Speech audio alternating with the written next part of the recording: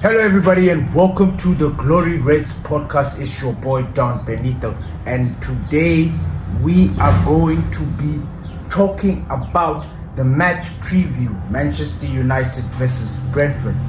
A must win, a game that we need the momentum. We need to start moving in a very positive direction, and I truly believe that this next step or this game against Brentford is another stepping stone.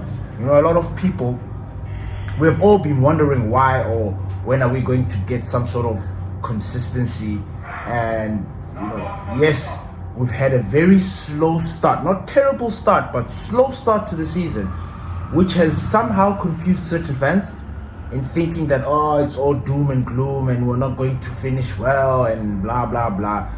But these mid-table games against these mid-table teams, this is the opportunity for us to build momentum. You know, when you look at the likes of Newcastle, Aston Villa, Nottingham Forest last season, these sort of games, they were making sure that they got maximum points. And that is exactly what Manchester United need to be thinking about. You know, I like what the gaffer said. He said, every game, and especially now that we don't have any Europe, we need to be taking every game as it comes. And Brentford is a tricky one. I mean, it's going to be a reunion for Bryan Mbeumo. Usually when you have reunions, the ex-player usually tends to do a madness against his past. So I don't know if Bryan Mbeumo is going to wake up and feel energized and do the business. But I truly believe that he might have something to do with our win against Brentford. Now, without further ado, ladies and gentlemen, this is the preview and we're going to be talking about, let's go. Now, reports, we are waiting for Ruben Amorim's press conference. The press conference always gives us clarity. Sometimes I can pick a team, right? And we listen to the gaffer, and then you will have to go and change the team because it based on what the gaffer has said, it completely changes how you think about how this starting lineup is going to be. Now, this starting lineup is just based on the reports that have been coming out throughout this week. It is based on the fitness and all that other stuff, everything put together, and also other stories that we've been hearing that have been happening throughout the week. They all contribute to this, so please bear with me. And so with the goalkeeper, I've decided to go with Altay Bayende. Last week I went with Seny Lamens. Now the reason why I went with Seny Lamens last week was because I assumed that you look at other teams, you look at Donnarumma at Man City. He just got there, boom, he gets his debut. Everybody else is playing their players. Our club, again, seems to be that club that remains in that box of taking time, letting the team adjust, which I absolutely understand. And I was a little bit disappointed last season because I put him there thinking he's going to play and then he doesn't play. And I kind of lost points in the starting lineup. I did lose points because of that. So because of consistency and because goalkeepers are not, with the goalkeeper position, it's not the kind of position that you just want to mess about all the time. Altay started all these games, he's built some sort of momentum, and I think we're going to be sticking with that unless otherwise. But you guys need to stay tuned for the next episode because we are going to be talking about the stories that have been happening this week, including the goalkeeper situation, which is why, it plays into this because you're thinking to myself, will Seny Lamens play? We heard he's been good in training, but at the same time, when it comes to consistency, playing a live game, minutes under the belt, Altay Bayende seems to be the guy that has been consistent for us so far. He has played the most games. It makes sense that we start with Altay Bayende. If he starts with Seny Lamens, that's going to be a shocker. It'll be good for us to see how the goalkeeper does his thing, but it could be a little bit tricky. And the back line, I have heard that Lenny Yoro has picked up something. I don't know how. I'm not too sure about that. I'm still waiting for the gaffer.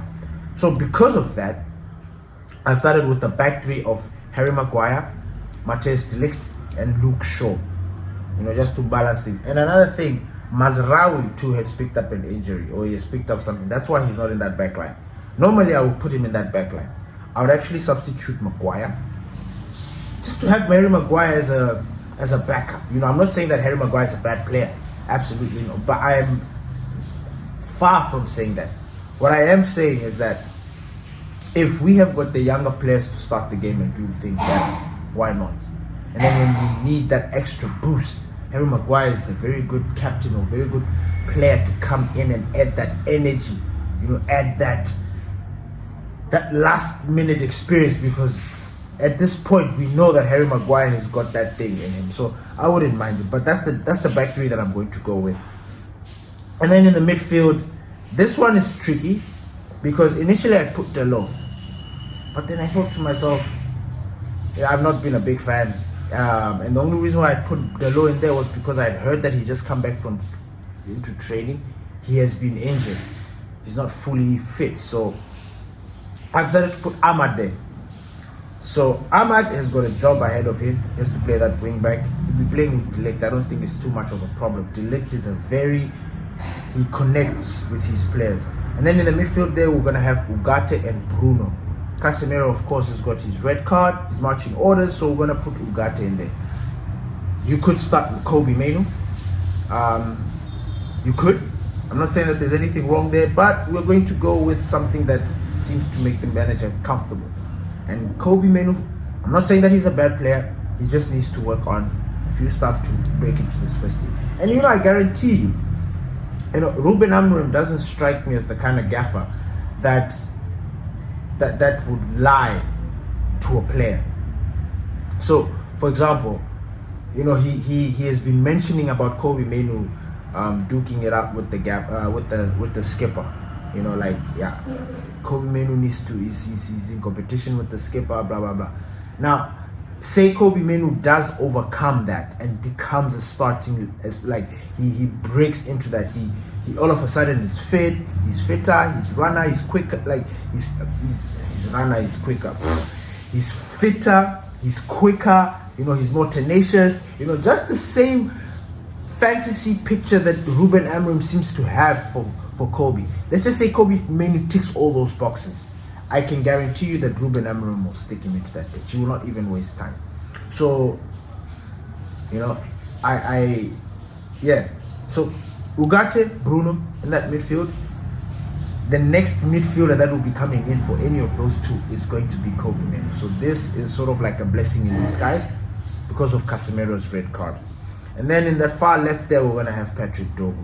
I put Patrick Dogu there because we've got nobody else. Leon is still young.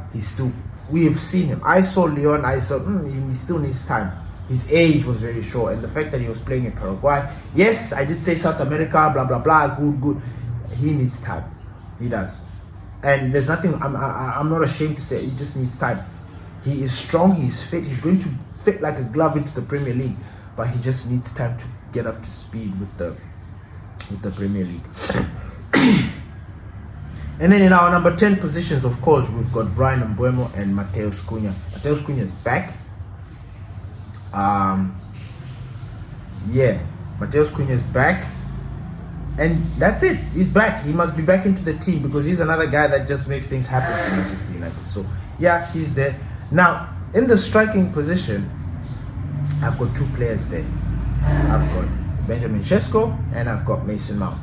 Now, reports have been coming out that Benjamin Sesko might come off the bench, because all these other guys have been fit. Now, if you guys recall, Arsenal, I think that's arguably the best game we've played so far in the Premier League.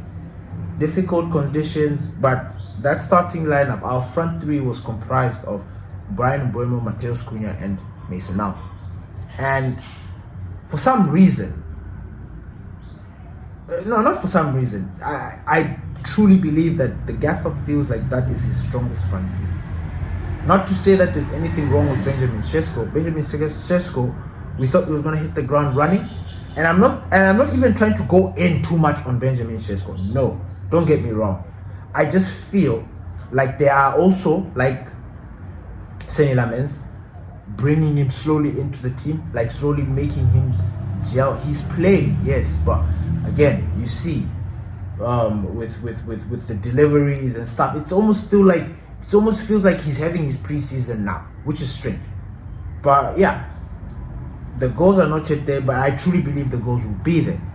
And once you get these front three or this front two, Bryan Mbeumo or Cunha or Mason Mount, if they're in any of those number 10 positions, I truly think that Benjamin Sesko will get the service that he did, that he's been craving. You know, I have this weird feeling like he hasn't scored any goals, but his jump, you know, when he starts, it's going to be just voo. You know, it's just going to be a quick thing. I hope so. But I also have that feeling inside. So yes, I have Bryan Mbeumo, Cunha, and then I've got Mason Mount in that front three. Against Brentford, I think this team can hurt them. Even with Benjamin Sesko in that team, I don't think that there's anything wrong with that. I think we can beat Brentford easily. I have predicted that we are going to win 2-1. The reason why I put 2-1 there is because I'm thinking of a mistake. We have a mistake in us, Manchester United. We always do. The Chelsea game, yes, we beat them. I predicted 3-1. We beat them 2-1, right? What was the score against Chelsea? I forgot. 2-0? Yeah, 2-1. I predicted 3-1 because we just always have like that mistake in us. Now, until we get some consistency in clean sheets, I'm always going to add like a 1 because these guys, they just have this thing of always giving somebody a goal. So I think we are going to win the game 2-1. I think Bryan Mbeumo is going to be very pivotal for us. He's going to provide an assist or he will score. You know, these kind of games are very tailored. You know, and Bryan Mbeumo spent a long time there at Brentford. I don't see why he doesn't score against them. Brentford have not been particularly outstanding or, you know, hitting the ground running like they were last season. You know, it's still a little bit slow. So, and with us, I think that in terms of levels, we are at a higher level than them. So I think we are going to have the upper hand in this team, in this game, and I think we're going to win. I'm going with the 2-1, with Bryan Mbeumo scoring and maybe a Bruno Fernandes. No, I think it's going to be Bryan Mbeumo and Matheus Cunha. Yeah. Bryan Mbeumo and Matheus Cunha to score. Bruno with the assist. If we score more goals than that, then Bruno will probably be part of that goal scoring situation. So, yes. Now, without further ado, thank you for listening to the Glory Reds podcast. Please stay tuned for the next episode where we break down this week's news and drama and everything that has been happening. There's a Ben Jacobs interview that I wanted to break down because there are a few interesting topics. Manchester United new signing, the midfield search continues.